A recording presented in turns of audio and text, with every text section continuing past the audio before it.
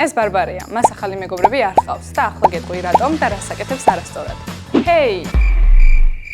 პირველი, ადამიანის გაცნობის შესაძლებლობებზე უარს ამბობს. ბარბარე, ხოლმე და ჩემი მეგობრები აუზე მივდივართ და ხო არ წამოვალ. მე და ჩემი მეგობრებიო, ვინ მეგობრები? უცხო ხალხი იქნება და ძალიან უხერხულად ვიქნები. რომ არ დამელაპარაკოს. აუ, არა ხოლმე მცელია. მეორე, ელოდება სხვას, რომ საუბარი წამოიწყოს. რა მეთქვი? უბრალოდ რა მეთქვი? ნებისმიერი რამ. გამარჯობა უთხარი. ან ამინზე გააკეთე კომენტარი. დედამისი მოიგითხე. ვიცი რა დედამისი ხო ხარ კარგად. უბრალოდ რა მეთქვი? მესამე, ახალ ადამიანებთან საუბრისას ნერვიულობს და სულ არასწორ რაღაცებს ამბობს.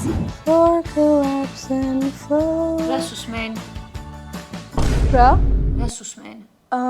Radiohead-ს? გიყვარს Radiohead-ი? რატომ ეკითხება? ალბათ თვითონ არ უყვარს Radiohead-ი და ცდილობს რომ გამომიჭიროს. არა მიყვარს თავისით საერთო. არც უსმენდი საერთოდ. რა დებილობებს ვამბობ? და რატომ ხდება ასე? მარტივად აკითხს. აი ეს წრე ბარბარის კომფორტის წრეა. ბარბარე მიჩვეულია კომფორტის ზონაში ყოფნას და ამ წრიდან გამოსვლა არ უნდა. ის ამ წრეში თავს დაცულად გრძნობს. მისთვის ნაცნობია და იმიტომ. არა და ეს წრე რამდენად კომფორტულიც არ უნდა იყოს, მაინც წრეა. ამ წრის გარეთ კი ბევრი ისეთი რაღაცაა, რაზეც მარტო იმიტომ ვამბობ თუ არც რომ უცხოა და გვეშინია. გახსოვს პირველ კლასში სკოლის პირველ დღეს როგორ გეშინოდა? არა და ახლა ყოველ დღე ძალიან თავისუფლად ადიხარ სკოლაში და ალბათ ბევრი მეგობარით შეიძინე. ახლა რაზეც ნერვიულობ, ეგეც ზუსტად იგივენაირად დაძლევადია, როგორც სკოლის პირველი დღე. გადადგი პატარ-პატარა ნაბიჯები შენი კომფორტის ზონიდან გამოსასვლელად და ნახე როგორ შეიცვლება შენი ცხოვრება. კი, ახალი ადამიანების გაცნობა რთულია, მაგრამ შენთვის უკვე ნაცნობ წრეში დარჩენით ვერ განვითარდები.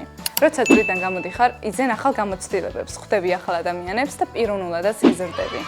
კი, შეიძლება თავიდან არ გამოგივიდეს, მაგრამ მერე რა, თავიდან ცდი. და შენ გიჭირს მეგობრების გაჩენა. დაგვიწერე კომენტარებში.